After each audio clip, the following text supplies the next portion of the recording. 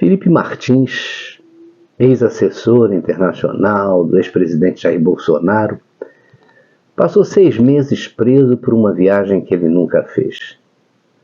O setor de proteção de fronteiras dos Estados Unidos confirmou que ele não entrou no país em 30 de dezembro de 2022. Mas a prisão continuou. Hoje aqui no Mídia em Foco nós vamos analisar aí quando a omissão da imprensa se torna cumplicidade.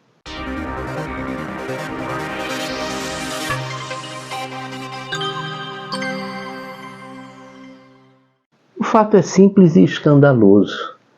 A Polícia Federal alegou que Felipe Martins fugiu para os Estados Unidos com Bolsonaro baseado em um registro de entrada americano.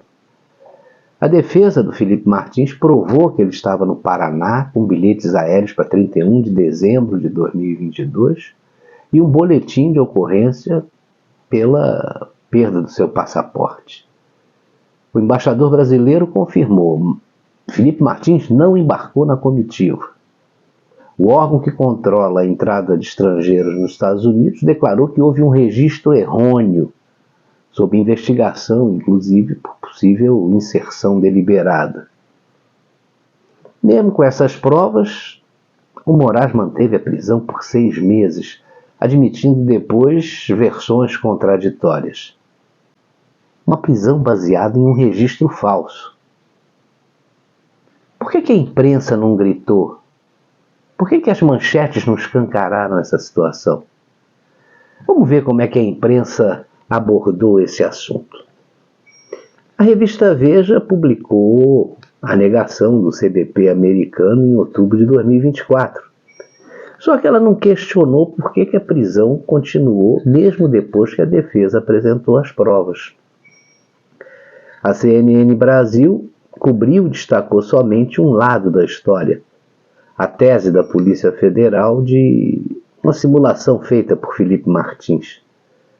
Minimizou aí as declarações da defesa do réu, ignorou a perda do passaporte e a localização do Felipe no Paraná. A Agência Brasil, também bastante suspeita, mencionou a declaração do embaixador dizendo que o Felipe não havia viajado aos Estados Unidos, mas não investigou a origem dos registros falsos.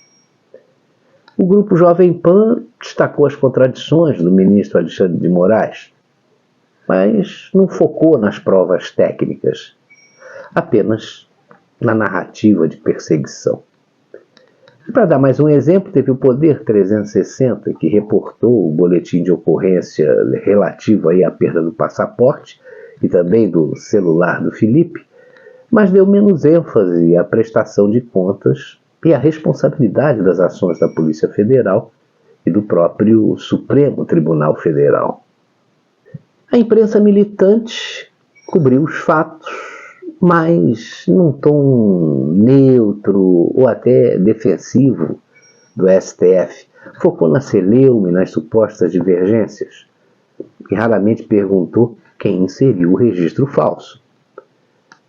A imprensa menos militante e simpatizante do bolsonarismo politizou cedo, gritando golpe no golpe, mas investigou pouco as falhas processuais. Claro que com raras exceções, como a Revista Oeste e a Gazeta do Povo. Mas a gente não viu o pessoal correndo atrás da origem dessa falsificação, Parece que desaprenderam a fazer jornalismo no Brasil. Isso aí resultou em falhas gritantes. Não investigaram a origem do registro falso. A Polícia Federal disse que houve inserção deliberada em sistemas migratórios. O CBP americano investigou como erro e a imprensa ficou em silêncio. Ignoraram a linha do tempo das provas.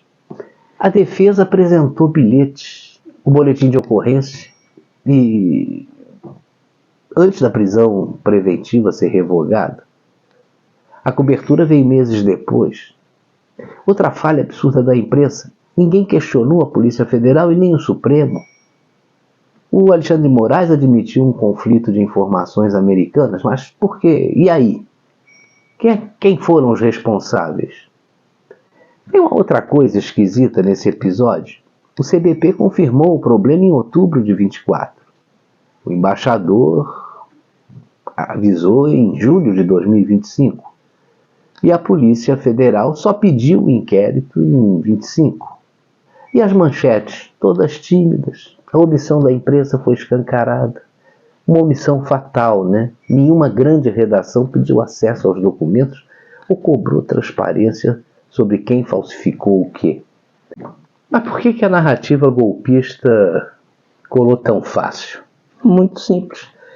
Felipe Martins era assessor do Bolsonaro, o demônio da imprensa centro-esquerda militante.